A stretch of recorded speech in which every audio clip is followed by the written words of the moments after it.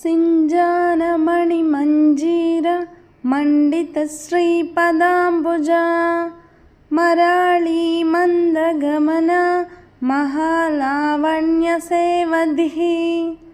భావం: సింజాన అంటే ధ్వని చేయుచున్న, మణిమంజీర అందెలతో ఉన్న, మండిత శ్రీపదాంబుజ అలంకరించబడిన, శోభతో ఉన్న, సౌభాగ్యవంతమైన పద్మములు వంటి పాదములు కలిగినది ఆ అమ్మ అని చెప్పడం జరిగినది. ఇక మరాళి అంటే ఆడహంస, మందగమన అమ్మవారి నడక నెమ్మదిగా, గంభీరంగా, టీవీగా ఉందట. ఇక హంస, హంస ఆ పదములో హకార సకారాలు ఉంటాయి, అంటే ఉచ్ఛ్వాస నిశ్వాసాలు అన్నమాట.